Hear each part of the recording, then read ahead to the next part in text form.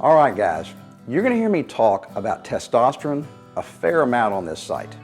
And that's because as we age, we naturally lose about 1 to 2% of our testosterone production each year after we hit 30. Let's think about that for a minute and do some simple math. I'm 56, which means I've lost somewhere between 26 and 52% of my testosterone compared to when I was young. So what's the big deal, you say? Well, let me explain. Testosterone affects nearly everything about a man. It affects your sex drive, your muscle mass, your energy, mental health and well-being, bone density, the amount of fat you store, and on and on. So, as you can see, we want to keep our testosterone levels as high as possible. Now, there are two primary ways to do this: exercise and nutrition. Today, I'm going to discuss how exercise can increase your testosterone levels. Dr. Richard Jadek is a urologist at the Piedmont Clinic, and he says that, quote, exercise will boost testosterone, but certain types of exercise increase testosterone more than others. He goes on to say that research has shown that lifting heavier weights is the best form of exercise to boost testosterone. And as muscle mass increases, it will trigger the body to produce even more testosterone. And by heavy weights, he means something you can do only 8 to 12 reps. I consider lightweight as anything you can do 15 to 20 reps or more. Now, there are dozens of studies showing that the best rep range for building muscle is somewhere between 8 and 12 reps.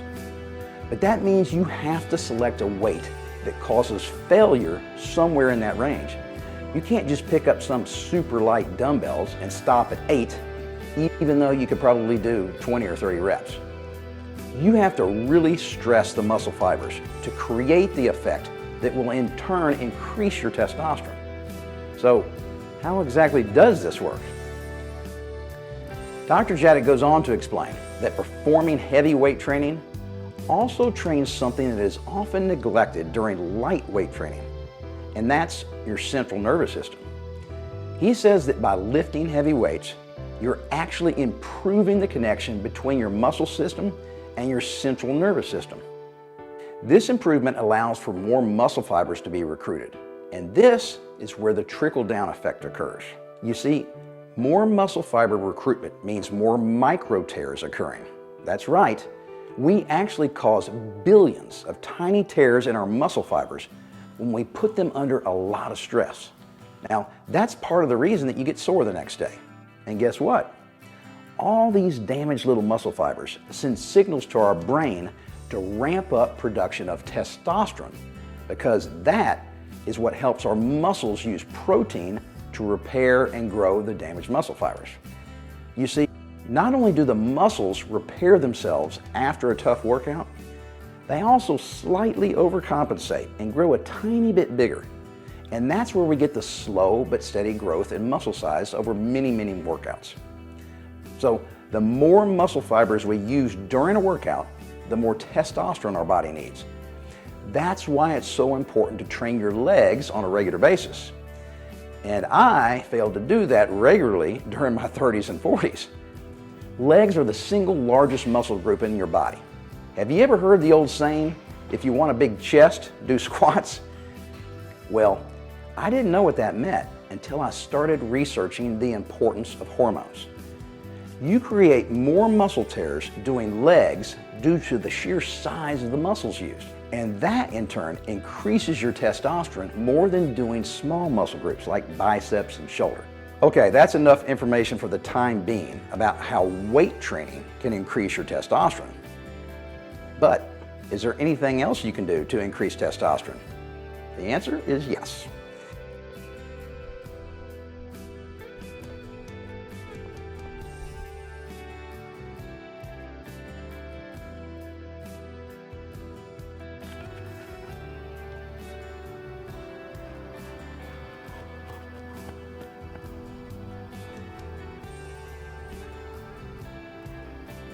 Catch your breath. And when I say you go all out, I mean you give 100% maximum effort during that short interval.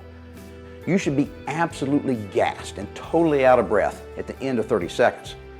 Then take anywhere from 1 to 3 minutes to rest and catch your breath and repeat the cycle. So the next question should be, how many cycles should I do? And how many times per week? Well, it depends on your conditioning. If you're just starting out, I would only do about 2 sessions per week and anywhere from 5 to 8 cycles. However, if you're in great shape, you might want to try 3 sessions per week with 10 to 15 cycles per session. And now the final question about HIIT. Exactly what cardio exercises should you do? Well, it can be just about anything, but some exercises are more practical than others.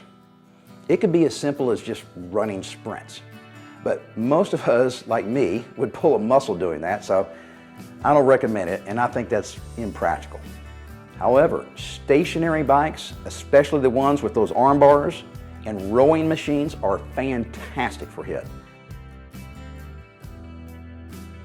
If you want to do it at home with no equipment, I recommend the dreaded burpee. You want to pick an exercise that works as many muscles as possible at the same time. This will exhaust you much faster, i.e. 30 seconds. But if you're not totally exhausted after 30 seconds of max effort, just go a little longer until you are exhausted and can't go on. Now, the added benefit of doing HIIT versus slow, steady state cardio is that it creates what experts call an afterburn effect. That is, it increases your overall metabolism for up to 24 hours, which means you continue to burn slightly more calories throughout the day. Regular steady state cardio doesn't do this. And now for one final interesting fact about cardio. Really long sessions of cardio, such as running lengthy distances or biking for hours on end, can actually lower your testosterone. That's because you end up putting too much stress on your body, which causes your cortisol levels to increase, and this in turn lowers your testosterone. Remember, cortisol is a stress hormone. Remember our old buddy, Dr. Chaddock? He says, quote, "The more endurance exercise you do, the more likely you are to break down muscle tissue." So when it comes to steady state cardio, it's great. Do 30 to 40 minutes a day, but avoid doing the really long sessions and instead hit the weights. So to sum it all up, we learned that having relatively high levels of testosterone is important to losing fat, gaining muscle, improving libido, increasing confidence, improving energy levels and alertness, keeping our bones strong, and on and on. And we learned 2 great ways to increase testosterone as we age: lifting relatively heavy weights and doing high intensity interval training. All right, I hope you guys took this all to heart. And remember, always stick with it and never give up on yourself.